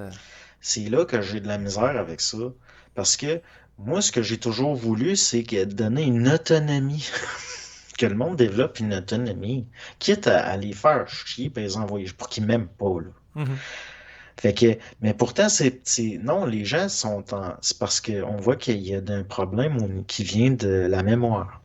C'est lié à de la mémoire, ça, c'est lié entre autres à l'enfance, d'après moi. Dans le sens, à un moment ou l'autre, l'enfant, il s'est senti en danger ou rejeté de son parent, ou il y a des affaires de cet ordre-là. Ça s'enregistre dans la mémoire psycho-affective, puis ça revient plus tard. Mhm. Puis la personne, elle veut tout prix être assurée, puis avoir un bon père de famille ou une mère de famille qui va servir de sécurité. Puis c'est là que la personne est en danger, c'est psycho-affectif. Puis on dirait qu'il faut qu'il y ait eu des cassures épouvantables, puis une intégration de ces mécaniques-là pour pallier à ça, on dirait. L'affaire, là, moi, je la pogne pas, là, l'histoire, là. Oui, mais c'est quoi les solutions? Ça veut dire la personne elle pas elle comprend pas c'est quoi, là, ce dont on parle. Mhm. Tu sais, ou bien d'aller vers de la philosophie, là. Tu sais, je veux dire, c'est des attitudes psychologiques, la philosophie, c'est dans l'intellect. C'est une façon de jongler avec des formes. Fait que, est où l'énergie là-dedans? Il m'est arrivé des affaires bizarres, même dernièrement. Mhm. Puis je regardais ça, puis je dis, voyons que c'est ça. Y a-t-il quelque chose qui peut m'expliquer c'est quoi ça? Puis là, intérieurement, tout ce qui me venait, c'est arrange-toi. Puis, OK. Je veux dire, je suis rendu à un point que je me laisse un peu, dépendamment de ce qui arrive, je réfléchis pas, puis selon ce qui arrive, ben, à mesure, je vois à mesure. Mais ça fait des années que je t'ai essayé d'intégrer ça, de voir à mesure. C'est comme si le plancher apparaît à mesure que je me mets un pied en avant de l'autre, puis je Ben, sais ça me fait jamais. penser à certains jeux vidéo où le paysage apparaît dans un périmètre entourant le personnage principal qui se déplace, puis il disparaît une fois qu'il y a c'est déplacé. Là. Ben oui. Mais sauf que ça disparaît pas nécessairement en arrière, là, ça s'agrandit. Mais des fois, il y a des affaires que même en arrière que je pensais avoir compris, puis là, ça se clarifie à mesure que j'avance en avant. Mais comme dernièrement, il m'est arrivé une affaire bizarre, j'avais mal en dessous d'un pied. Mhm. Puis je me suis dit, je dois avoir une petite écharde. Donc, j'ai enlevé mon bas, puis j'ai regardé, puis oui, je voyais une petite pointe noire, comme si j'avais une petite écharde. Donc, j'ai pris des pinces à sourcils, j'ai saisi le bout, puis j'ai tiré là-dessus. Puis il est sorti un long filin. C'était long, là, puis c'est beaucoup plus petit qu'un poil, là. Ben, il me pousse pas de poil sur la plante du pied, c'est comme un corps Non. étranger. OK. Mais ça peut pas avoir rentré dans mon pied, il faut que ça vienne de l'intérieur. C'était trop long puis trop fin, c'est impossible de rentrer ça droit comme ça. Donc, ça serait comme une anomalie. J'ai aucune idée de ce que c'est. J'ai tiré là-dessus, puis ça faisait un peu plus d'un centimètre de long. Puis c'était OK. fin, là, très très fin, comme une fibre très très fine. Puis là, j'étais là, coudon, c'est un morgelon, ça. Puis là, je me disais, ben non, ça sort ça. Sur les cas que j'ai vus, ça sortait autour des ongles, puis ça sort pas à des endroits comme ça. Puis là, je demandais intérieurement, j'ai dit, c'est quoi ça? Puis ça me disait juste, ouais, inquiète-toi pas.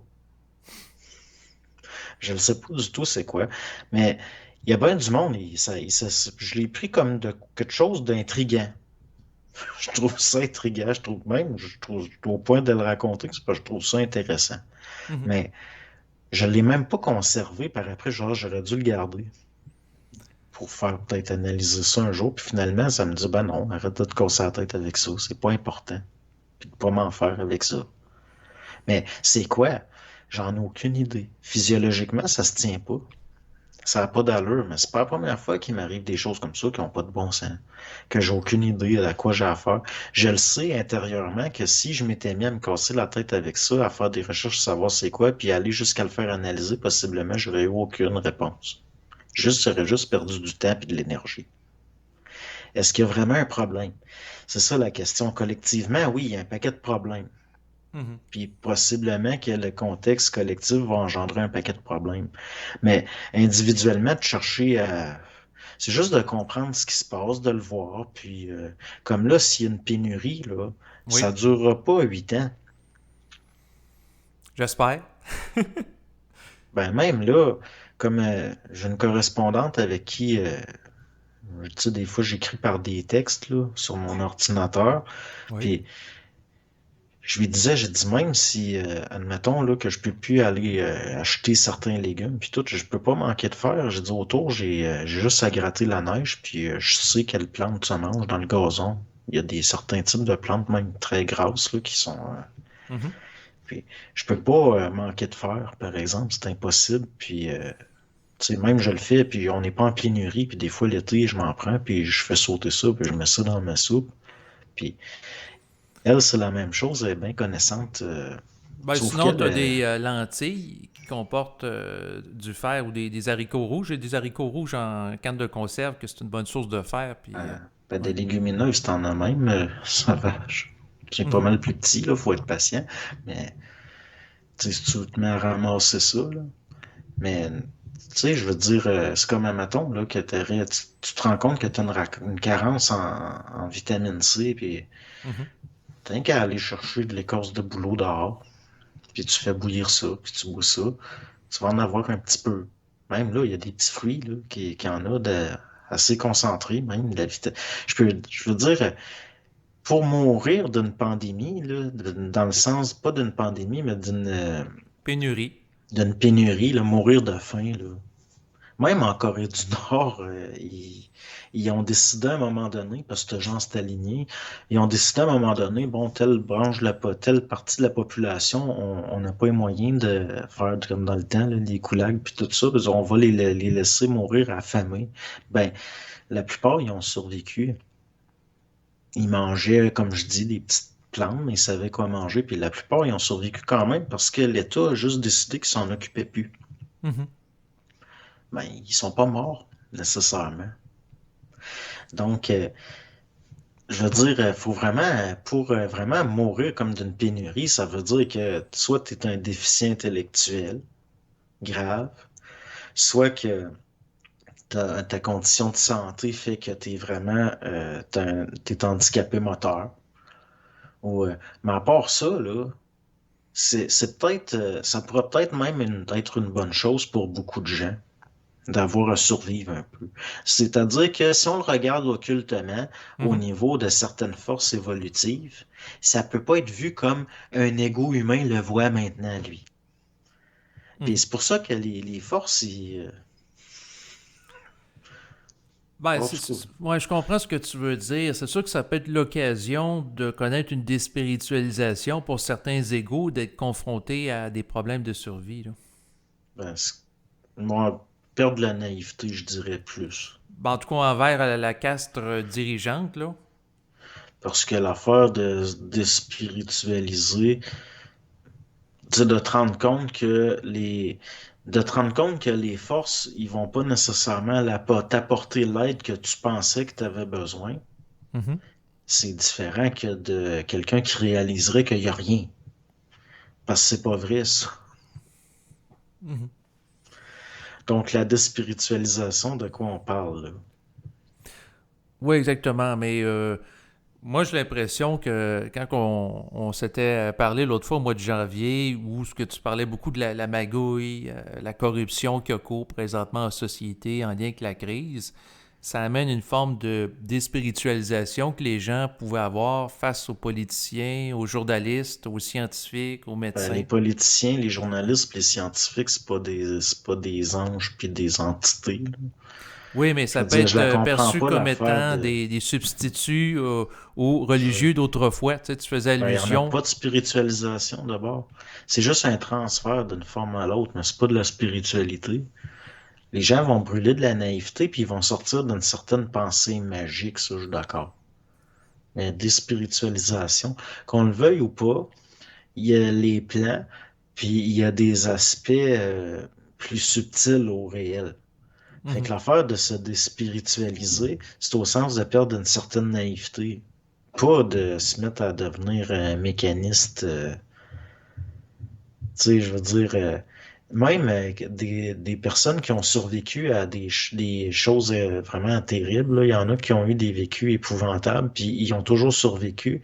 Ils vont finir par te dire qu'ils ont senti à un moment donné qu'il y avait de quoi de subtil qui les avait aidés. Il y a une Mhm. force qui s'est manifestée à travers eux, puis ils ont senti une présence à un moment donné qui leur a donné la force de passer à travers. Donc, la déspiritualisation, c'est de quoi on parle, là? Oui, non, je comprends. Tu soulèves des points importants. En fait, moi, ce que j'ai eu l'impression qui s'est passé dans la société québécoise, c'est qu'au fil des décennies, le rôle du prêtre, qui était bien vu comme point de référence avant la Révolution tranquille, en tant que point de référence social avec une autorité reconnue, a été transféré au niveau des masses par rapport aux médecins. Puis le docteur Horacio Arruda était comme un peu aujourd'hui une espèce de prêtre là, quand il était au poste dans le fond au niveau de la santé publique québécoise. Là, il était vu comme une espèce de grand prêtre là, qui disait aux gens quoi faire, là, comme le curé en chair. Là. Ouais, c'est la fonction sociale qui s'est transférée. Oui. Mais l'aspect spirituel, lui, les gens qui sont spirituels de nature, s'ils croient plus aux prêtres puis tout, ça va être d'autres choses. Comme ils vont tomber dans, je sais pas moi, le nouvel âge ou tu sais, ils vont devenir spirites. Ça paraît pas, mais il y en a pas mal. Mhm. Même ici, là, en ville, là, dans les années 60, il y en a pas mal qui faisaient du spiritisme. Puis ça avait jusqu'à un certain point remplacé. C'est pour ça, là, l'aspect de fonction sociale qu'avait le prêtre, que ça s'est transféré chez le médecin, c'est plus une fonction sociale. C'est pour ça l'affaire de déspiritualisation. L'aspect spirituel, il va se transférer selon sa nature dans d'autres choses mais la fonction sociale, elle se transfère selon, Oui, mais je c'est pas, comprends ce que tu voulais dire. C'est parce que je l'attendais avec des parallèles, comme avait fait par exemple François Legault en disant que le personnel de la santé, c'est nos anges. Il a répété ça ouais. souvent là, au début de 2020. Là. Non, c'est une image qui n'a rien de spirituel, c'est plus comme au niveau des gens qui veillent sur nous, là, à qui on peut s'en remettre. C'est ça. Fait que moi, dans cette Que- perception-là, je le voyais comme une figure transitoire au niveau spirituel, là, de se les Parce représenter que comme des gens, des anges ou les sauveurs de la société québécoise par rapport à ça, la moi, menace du virus. Parce que ça, c'est pas tout à fait pareil, là. L'affaire, c'est que l'être humain, dans les premières phases de sa vie, il est vulnérable. C'est un petit bébé qui dépend de ses parents. Oui. Puis il y a quelque chose qui s'enregistre au niveau individuel, là, dans sa mémoire, qui fait que l'être humain, dès qu'il va se sentir vulnérable, il va y avoir une régression inconsciente. Puis c'est là que la personne va avoir besoin de s'abandonner à des substituts des parents. C'est Mhm. là où je considère que François Legault, c'est comme le père de famille autoritaire qui te dit quoi faire en temps de crise, puis qu'on s'en remet à lui. Puis là, les anges, ça devient comme la mère nourricière et protectrice qui va prendre soin de nous si on est malade. Mhm. C'est pour ça que le transfert, je le vois pas au niveau spirituel, mais au niveau psycho-affectif. Fait que la spiritualité de l'être humain, ça a été immature, oui, elle va avoir un aspect comme ça. C'est pour ça qu'on va dire ah, le Père Céleste, puis de, tu sais, Marie, Mère du monde, puis des affaires de même. Là, Mhm. là oui, parce que c'est une spiritualité immature. Mais il existe, au-delà de ça, il y a de la spiritualité plus mature que ça. Mhm. Elle peut pas se transférer dans des formes qui vont par en bas. Là. Ça va aller plus dans du plus subtil encore. C'est-à-dire que même on va transcender la notion de famille et de parents. Mais c'est pas pour rien, c'est au début, comme les Québécois, tout l'aspect spirituel est lié à la famille. Mhm. T'as la Sainte Famille, t'as Dieu le Père, puis t'as Marie, Mère du monde, puis Le Fils dans l'incarnation de Jésus, là. ben, c'est ça. Dans le fond, c'est la Sainte Famille. Fait que lui, puis là, après ça, les gens vont s'appeler frères et sœurs. Ouais. Bon, ça, c'est correct. Ça fait partie du côté psychosocial, psycho-affectif, puis mais c'est de la spiritualité jusqu'à un certain point qui a une certaine immaturité, mais c'est correct pareil. Mais là, on est en l'affaire là, de les anges qui veillent sur nous, les infirmières, puis François Legault, qui est comme notre bon père, qu'il faut s'en remettre à lui, là, comme Guillaume le Métis-Vierge, là, qui disait là, c'est comme nos parents, le gouvernement, puis quand on est des enfants, il faut faire ce que le gouvernement nous dit, gars, là. Ce Mhm. qu'il dit pas, Guillaume le Métis-Vierge, c'est qu'on est des adultes, là, puis ce monde-là, au gouvernement aussi, c'est des adultes, puis qu'il n'y a pas à avoir un rapport de même, genre, tu fais, je vais faire ce que tu me demandes parce que tu me le demandes. Moi, j'ai besoin de savoir pourquoi. Sinon, je le ferai pas. Ça, c'est ça, être un adulte. C'est genre, j'obéirai pas aveuglément à n'importe qui, juste parce qu'il est en fonction. C'est là où Exactement. il faut qu'il y ait une certaine maturité. C'est beau.